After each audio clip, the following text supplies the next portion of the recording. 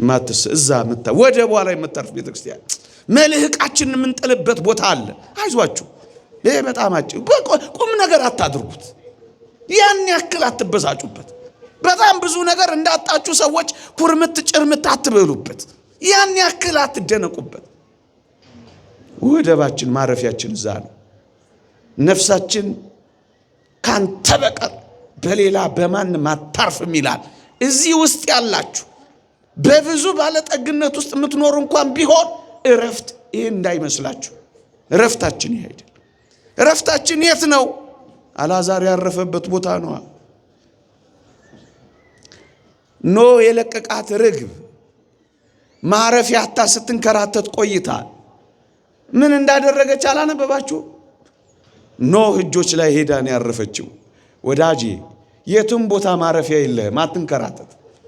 ቁራ ከሆንክ ተንከራተት። የሞተውንም ምኑንም የምትበላ ከሆንክ ተንከራተት። ርግብ ግን እንደዚህ ስላልሆነች ማረፊያ የኖህ እጆች ብቻ ነበሩ። ክርስቲያኖች ከተወደዱ የጌታችን ስለኔና ስለናንተ ከቆሰለው ከዚህ ቁስል እጆች በቀር የት ማረፊያ አለ? ነፍሳችን የት ታርፋለች? የነፍሱ እውነተኛ ማረፊያ የክርስቶስ ፍቅርና የክርስቶስ የቁስል እጆች ብቻ ናቸው። ሀብት ማረፊያ ሆኖ አያውቅም። ብዙ የሞቁ ቤቶች እረፍት ሰጥተው አያውቁም። እዚህ ምድር ላይ ጥያቄ ብቻ ነው፣ እረፍት የለም። እና ክርስቲያኖች አልዓዛር ከባህሩ ወደ ወደቡ ሄደ፣ ከድካም ወደ እረፍት ገሰገሰ፣ ከጉስቁልና ወደ ደስታ ተሻገረ፣ ብቻውን ከመረሳት ወደ ቅዱሳን ህብረት ገባ፣ በውሾች ከመከበብ ወደ መላእክት አጀብ ተሸጋገረ። ፍጻሜ ይሄ መሆኑን ካመንክ በዚህ ዓለም ተስፋ አትቆርጥ። በጣም ይደንቃችሁ መጽሐፍ ቅዱሱ ጥቂት አስደናቂ ነገሮችን ይናገራል። እሱን ተናግሬ ባበቃ ይሻለኛል። እንኳን ፀሐዩ የኔም ንግግር ሊያነፍራችሁ ይችላል ከዚህ ካለፍኩኝ። በጣም ይገርማችኋል። ይህ አልዓዛር ለማኝ የነበረ ሰው ነበር። በምድር ላይ ሲለምንም ሰጪ ያጣ የሚሰጠው ያጣ ምስኪን ነበር። የሚሰጥ ማግኘት እኮ ጸጋ ነው ወዳጄ። ለማኝ ነኝ ብቻ ብላ አታኩርፍ። ስትለምን የሚሰጥ ካገኘ እሰይ ጸጋ ነው። እግዚአብሔር ያራራልህ። እግዚአብሔር ካንተ ጋር። ለማኝ ነበረ። እዚያ ከሄደው በኋላ ግን ምን እንደሆነ ታውቃላችሁ? የአልዓዛር ጊዜ ሲጀምር የሚለመን ሰው ሆና እዚህ ቤት በፍጹም ቅድስና፣ በፍጹም ትህትና፣ በፍጹም ጸጋ በመመላለስ ሕይወት ውስጥ የሚኖሩ ሰዎች እዚያ ተለማኞች ነው የሚሆኑት። ቅዱሳንን ይዋቸው ምን ነበራቸው እንዴ? አሞኒዮስና አውሳቢዮስ እንዳሉት አንድ ጥሪታቸው እኮ ኢየሱስ ክርስቶስ ነበር። ይሄው እኛ ግን ቅዱሳንን የምንለምን ሆን እንዴ? እኛ እኮ የቄሳርን መቃብር ፍለጋ አይደለም እኮ የምንዞረው። የቅዱስ ጊዮርጊስን ልዳ ያለውን አጽሙ ተፈጭቶ የተበተነውን እሱ ላይ ነው ምን ሄደው። ዱዲያኖስም መክስሚያኖስም ዲዮቅልጥያኖስም ቄሳርም በዚያ መንደላቀቅ ውስጥ ኖረው አሁን ግን የሚፈልጋቸው የለም። ወዳጄ እዚህ ቤት ከኖርክ በጣም ቪአይፒ ትሆናል። ልድገመው፣ ቪቪአይፒ።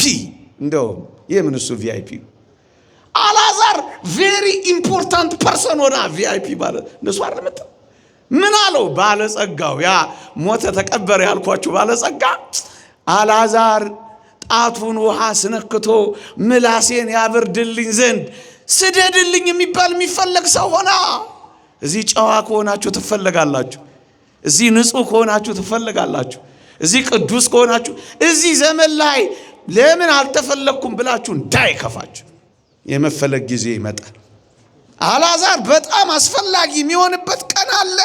እሱን ጠብቁት። በጣም ተፈላጊ ለማኙ ተለማኝ ሆኖ ይገለበጣል። የዚህ ዓለም ጉዳይ መገለበጡ አይቀሬ። እኔ ስላልኩት አይደለም፣ የእግዚአብሔር ቃል ይሄን ተናግሯል። ይገለበጣል። ለዚህ ነው እኛ ወዳጆቼ መጽሐፍ ቅዱሱ አልዓዛር ብሎ ስም ሲጠራ ባለጸጋው ግን ስሙ የለም። በሞቴ ስሙ የለም። አንብቡት። ሉቃስ ወንጌል ምዕራፍ 16 አንብቡት። ባለጸጋው ሞተ ተቀበረ ይላል።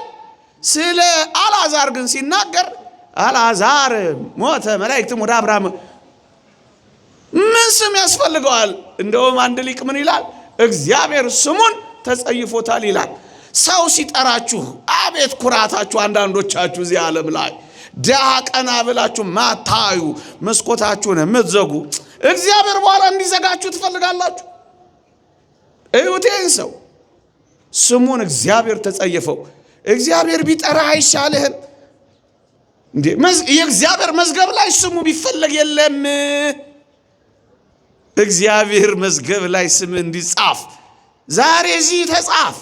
ዛሬ ከተጻፍ በዘላለም ሕይወት መዝገብ ስም ይጻፋል። አልዓዛር እንደሱ ነው የሆነው። አልዓዛር ብሎ ጠራው፣ ያኛውን ተጸየፈው። ሰው ሁሉ ከሚከተልህ፣ ሰው ሁሉ ስምህን የሚያነሳው እዚህ ዓለም ላይ ዝነኛ ሆነ ከምትኖር በሰማይ ዝናህ ቢጀምር ይሻላል ወዳጄ። ምክሬ ነው። የአልዓዛር ዝና እዚያ ጀመረ፣ ስሙ ተጠራ፣ ያውም እግዚአብሔር። ፎርብስ መጽሔት ስምህን ቢጠራው ባይጠራው ምን አገባን? ከፎርብስ መጽሔት በላይ የእግዚአብሔር መዝገብ አይበልጥ። የአልዓዛር የዝነኝነት ጊዜ ይጀምራል። ሕይወት ማለት ይሄ ደግሞ የሚገኘው ጅማሬውን ታግሶ ፍጻሜው ሲያምር ነው። ይሄ ጅማሬ ነው። ይሄ ገና መነሻ ነው። ይሄ ጭምብል ነው። ይሄ ዋናው አይደለም። ዋናው ግን መምጣቱ አይቀርም። ደረቱን ነፍቶ የነበረው እዩኝ እዩኝ ይል የነበረው ያ ባለጸጋ አፈረ።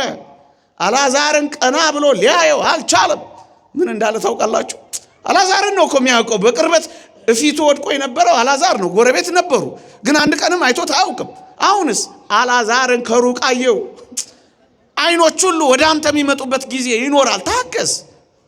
ዛሬ ለምን አልሆነም ብለህ አትተው። ታገስ። ወደ አንተ የሚመጣበት ይሄው አልዓዛር አይኖች ሁሉ የሚያዩት ሆነ፣ ጆሮዎች ሁሉ የሚሰሙት ሆነ። ቁስል የነበረው ያ ጣት ተፈላጊ ሆነ። ደረቱን የነፋው ያ ባለጸጋ ግን አሁን አፈረ። አንተ ቀና የምትልበት ሌሎች የሚያፍሩበት ቀን ይመጣል። ዛሬ ኃጢአተኞች ኃጢአት ሰርተው ስለቀናላቸው እንዳትቀና አንተ ክርስቲያን አመለከት። እሰይ ይቅናላቸው። በዚህ ቀንተህ ከእግዚአብሔር እንዳትለይ። አንተ እግዚአብሔርን እያመሰገንክ ኑር። ደጁ ወድቆ ያላየውን ከሩቅ አየው እኮ ነው የምልህ። ከሩቅ የምትፈልግ በምንድን ነው? በመብራት የምትፈልግ ሰው ትሆናለህ። በመብራት አልዓዛር እንደሱ ነው የሆነው። በምድር የተናቀው ሰው በሰማይ ነው የከበረው። አውግስጢኖስ የሚባል ሊቅ እንዲህ ብለዋል ስለሱ። እሱን አንብቤ አበቃለሁ። ባለጠግነት በራሱ የሚነቀፍ አይደለም። ቅድመ መምህራችን ግሩም አድርገው እንዳስተማሩት ባለጠግነት በራሱ የሚነቀፍ አይደለም። አብርሃም እጅግ ባለጠጋ ነበር። ነገር ግን ድሃውን አልዓዛርን ከማቀፍ በቅፉ ከማኖር አልከለከለውም። ድሃው በባለጸጋው ቅፍ ተቀምጧልና ሁለቱም በጌታ ፊት ባለጸጎች ነበሩና ብሎ ነው የሚደመደሙ። እና አልዓዛር ጊዜ ይመጣል። ይሄ በፍጻሜው ነው። ለመጠቅለል ጅማሬያችን ታናሽ ቢሆንም ፍጻሜያችን ግን እጅግ ይበዛል። ምክንያቱም እኛ ክርስቲያኖች ነን። እኛ ኦርቶዶክሳውያን ነን። እኛ ከእግዚአብሔር ጋር ነን። እኛ እግዚአብሔር የምንፈልግ ነን። በትንሽነቱ በዚህ ዓለም ተስፋ አንቆርጥም። እኛ የተስፋችን ፍጻሜ በሰማይ። የአልዓዛር ጊዜ ይቆየ። አሜን። አብሮ ያሰማል።